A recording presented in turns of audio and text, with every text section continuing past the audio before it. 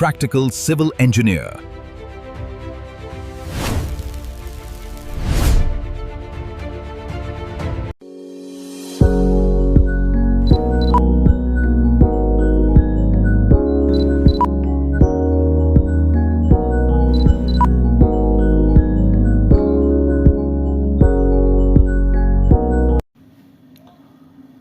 Hello everyone, आप सभी का स्वागत है मेरे YouTube channel the practical civil engineer में।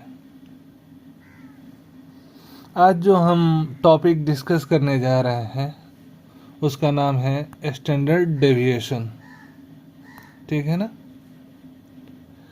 आज हम समझेंगे स्टैंडर्ड डेविएशन क्या होता है,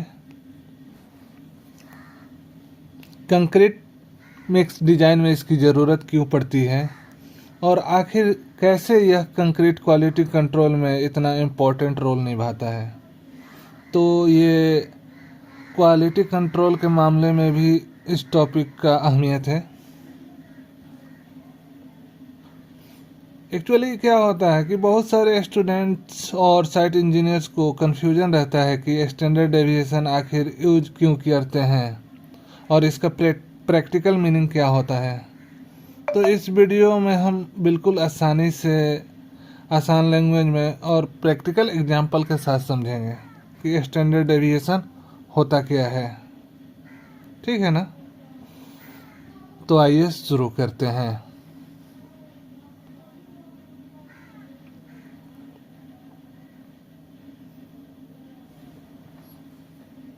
देखिए क्या होता है ना, जब हम कंक्रीट कास्ट करते हैं तो अलग अलग बैचेज का कंक्रीट होता है। मान लो M20 का कंक्रीट कास्ट कर रहे हैं, ठीक है ना। M20 का कंक्रीट हम साइट पर कास्ट कर रहे हैं तो अलग अलग बैचेज का कंक्रीट निकलता है और हर बैचेज का हम कंप्रेसिव स्ट्रेंथ जांच करते हैं। तो मान लो कि हमारा कुछ बैचेज ऐसे हैं जिसमें हमारा स्ट्रेंथ आ रहा है 25, 26, 27 और किसी किसी केस में आ रहा है 27, 29, 34। ठीक है ना। तो हम इससे पता क्या चलता है, हमारा तो एवरेज सबका अच्छा आ रहा है, इसका भी अच्छा है, इसका और अच्छा है, फिर हमें क्यों ज़रूरत पड़ी कंपेयर करने की। तो इसी चीज़ को देखने के लिए, कंसिस्टेंसी ऑफ द कंक्रीट देखने के लिए हम स्टैंडर्ड डेविएशन का इस्तेमाल करते हैं। ठीक है ना। क्योंकि हमारा कंक्रीट हमेशा एवरेज स्ट्रेंथ से ज़्यादा दे और ज़्यादा आगे बढ़कर दे, वो हमारे लिए बेटर नहीं होता है। ठीक है ना। तो देखो, स्टैंडर्ड डेविएशन जो होता है हमारा स्ट्रेंथ के बारे में नहीं बताता है, बल्कि ये रिलायबिलिटी बताता है स्ट्रेंथ का। यानी हम स्ट्रेंथ पर कितना रिलायबल हो सकते हैं बैच टू बैच, वो हमें बताता है। ठीक है ना। चलो आगे देखो, मैं बताता हूँ। मान लो कि तुम्हारा कंक्रीट है M25 का, उसमें हम कुछ बैचेस तैयार किए जिसमें हमारा स्ट्रेंथ आया 30, 32, 32.5। कुछ बैचेस तैयार किया हमने जिसमें स्ट्रेंथ आया 35, 31, 38। अब देखो इसमें क्या है, तुम देखोगे एवरेज जो स्ट्रेंथ है उससे हमारा वैल्यू कितना नियर बाई में ये है और ये कितने नियर बाई में है, और जब दोनों को कंपेयर करते हैं, ठीक है ना, तो उसी से हमारा क्वालिटी कंट्रोल का मामला निकल कर सामने आता है। ठीक, चलो देखते हैं और आगे।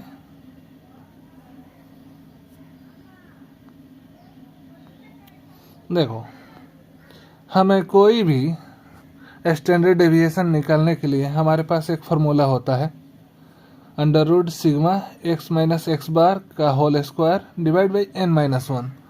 और जैसा कि तुम लोग ये देख पा रहे हो, ये देखो हमारे पास 30 सैंपल हैं। कितने सैंपल हैं? 30 सैंपल हैं हमारे पास, और एवरेज वैल्यू देख रहे हो 21.52 है। अब इसका हम स्टैंडर्ड डेविएशन निकालेंगे, इन 30 क्यूब्स का हम स्टैंडर्ड डेविएशन निकालेंगे। कैसे निकालेंगे? तो वो देखो, तो नंबर ऑफ टेस्ट रिजल्ट्स हमारे पास कितना है, 30 है। एवरेज कितना है, 21.52 है। और इंडिविजुअल क्यूब स्ट्रेंथ, ये देखो ये सब इंडिविजुअल क्यूब स्ट्रेंथ है, इसको हमें लेना है। अब क्या करेंगे, हमने तो एवरेज निकालना सीख लिया है, सबको जोड़ो, ऊपर से जोड़ो ये सब नंबर और डिवाइड बाई 30 कर दो, तो हमारा आ जाता है एवरेज, ठीक है ना। अब हमें क्या निकालना है, x माइनस एक्स बार निकालना है। तो देखो x माइनस एक्स बार, ठीक है ना। तो x माइनस एक्स बार कैसे निकालेंगे, आओ समझते हैं। तो जो हमारा x बार होता है वो एवरेज हो गया 21.52, ये हमारा एवरेज वैल्यू हो जाता है। और प्रत्येक क्यूब का वैल्यू हम लेते हैं, 30 क्यूब है तो 30 वैल्यू अलग अलग होगा, और उसका एक्स आई माइनस एक्स बार निकालते हैं। तो देखो यहाँ एक्स आई कितना है 20.89 माइनस एक्स बार कितना है 21.52, और घटाओगे तो ये वैल्यू निकलेगा। इस वैल्यू का एक्स आई माइनस एक्स बार का स्टैंडर्ड डेविएशन में हम क्या करेंगे, स्क्वायर करेंगे। तो हमें पता है किसी भी निगेटिव नंबर का हम स्क्वायर करते हैं तो वो पॉजिटिव हो जाता है, तो स्क्वायर ये वैल्यू होगा। फिर उसी तरह दूसरे क्यूब का हमारा ये वैल्यू दे रखा है एक्स आई 21.13, इंडिविजुअल क्यूब नंबर 2 का 21.13, जैसा कि देख पा रहे हो 21.13 है। तीसरे का 21.78 है, ठीक है ना। तो ऐसे ही प्रत्येक क्यूब का हमें एक्स आई पता है, और उसमें से एक्स बार हमें 21.52 पता है। घटाते जाएंगे तो प्रत्येक क्यूब का हमारा डेविएशन का एक्स आई माइनस एक्स बार निकलते जाएगा, प्रत्येक क्यूब का निकलते जाएगा, ठीक है ना। फिर हमारे फार्मूला में एक्स आई माइनस एक्स बार का होल स्क्वायर हो रहा है, तो इस केस में हम क्या कर रहे हैं, एक्स आई माइनस एक्स बार का होल स्क्वायर का हम वैल्यू निकाल रहे हैं, ठीक है ना। और इसका वैल्यू हमेशा पॉजिटिव आएगा, प्रत्येक क्यूब का वैल्यू पॉजिटिव आएगा। अब देखो आगे क्या है हमारे फार्मूला में, ये देखो हमारे फार्मूला में है कि हमें एक्स आई माइनस एक्स बार का होल स्क्वायर का सिग्मा करना है। सिग्मा का मतलब क्या होता है, सिग्मा का वैल्यू मतलब होता है कि हमें जो भी वैल्यू आ रहा है स्क्वायर, इस सब को 1 से लेकर 30 तक को सबके वैल्यू का हम क्या करेंगे, एडिशन करेंगे, सबके वैल्यू का क्या करेंगे, ऐड करेंगे, और सभी वैल्यू को ऐड करके divide by n minus 1। n कितना है हमारा 30 है, कितना है 30, 30 माइनस 1 29, ठीक है ना। तो एक्स आई माइनस एक्स बार का जो भी वैल्यू आया सबको हमने जोड़ा, ठीक है ना, और स्क्वायर किया और उसका सिग्मा निकाला तो 14.7 आता है। ये सारे वैल्यू जो 30 नंबर्स हैं सबको जोड़ोगे और उसका वैल्यू कैलकुलेट करोगे तो 14.7 आएगा, ठीक है ना। अब ये वैल्यू 14.7 आया, और नीचे n माइनस 1 है, n कितना है 30 है, 30 माइनस 1 29, 14.7 को डिवाइड करोगे 29 से तो कितना वैल्यू आएगा, हमारा वैल्यू आएगा 0.507, ठीक है ना। अब इसका क्या है, अब हमारा इस वैल्यू का देखो, 1 मिनट जरा साफ कर देता हूँ। देखो इसका वैल्यू हमारा निकल कर आ गया 0.507। अब इस वैल्यू का हमें स्क्वायर रूट लेना है, स्क्वायर रूट निकालेंगे तो क्या निकल के आएगा, स्टैंडर्ड डेविएशन 0.71 न्यूटन पर mm हमारा निकल कर आएगा। और न्यूटन mm स्क्वायर को हम MPa भी कहते हैं, पता है ना, MPa भी कहते हैं। तो हमारा स्टैंडर्ड डेविएशन आ गया 0.71 MPa, ठीक है ना। आगे देखो, तो हमारा स्टैंडर्ड डेविएशन करीबन 0.7 है, और एज पर IAS कोड सबका स्टैंडर्ड डेविएशन वैल्यू दिया रहता है। गुड कंट्रोल कब तक माना जाता है? 0.7 से 1.5 हो तो गुड कंट्रोल बोलेंगे, यानी साइट पर जो भी हमारा कंक्रीट निकल रहा है उसमें स्टैंडर्ड डेविएशन इतने के करीब आ रहा है तो हमारा क्वालिटी ऑफ कंक्रीट क्या है? अच्छा है। और ग्रेटर देन 2 हो जाता है तो पुअर कंट्रोल कहा जाएगा। यानी हमने जो 30 सैंपल्स लिए उसका मिक्स क्या है? हमारा वेरी कंसिस्टेंट है, यानी हमारा कंक्रीट का क्वालिटी अच्छा आ रहा है। तो इसका देखो प्रैक्टिकल एस्पेक्ट्स में बहुत ही मैटर करता है। ये सब चीज़ें तुम्हें हर कोई नहीं बताता है, ये सब चीज़ें तुम्हें हर कोई नहीं समझाता है, लेकिन साइट पर तुम हो तो ये वैल्यू तुम्हें निकालना भी आना चाहिए, ठीक है ना। नॉन ओवरलैपिंग भी समझ में आना चाहिए, कंसेक्यूटिव टर्म भी समझ में आना चाहिए। ये सब चीज़ें सीखे रहोगे तो हायर में जाने के प्रोबेबिलिटी अच्छी होती है, ठीक है ना।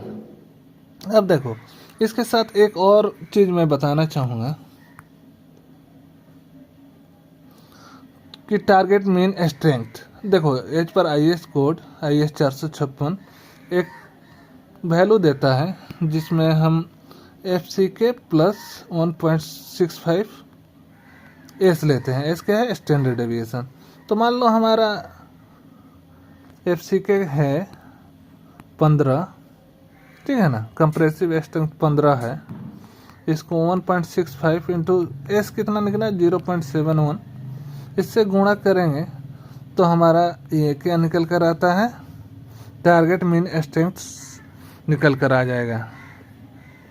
अब टारगेट मीन स्ट्रेंथ का एक ये होता है और एक होता है FCK प्लस 3।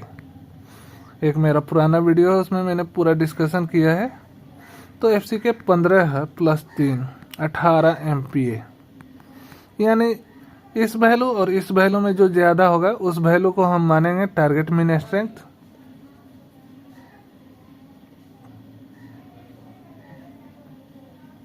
ठीक है ना।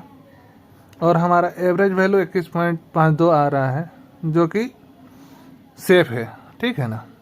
तो ऐसे ही हम स्टैंडर्ड डेविएशन हमारा बहुत ही इम्पोर्टेंट रोल प्ले करता है।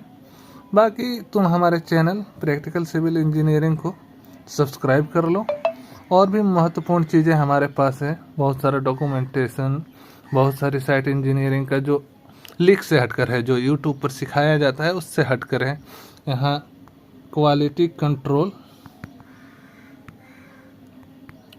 प्लस साइट इंजीनियरिंग का हर चीज़ मैं सिखाने वाला हूँ। बस तुम मेरे साथ बने रहो। मेरे पास टाइम कम है, मैं भी जॉब करता हूँ, लेकिन मैंने सोचा कि कुछ चीज़ें मैं प्रोवाइड करूँ। तो ठीक है, तब तक के लिए मेरे चैनल को सब्सक्राइब कर लो। चैनल का नाम ये है। धन्यवाद।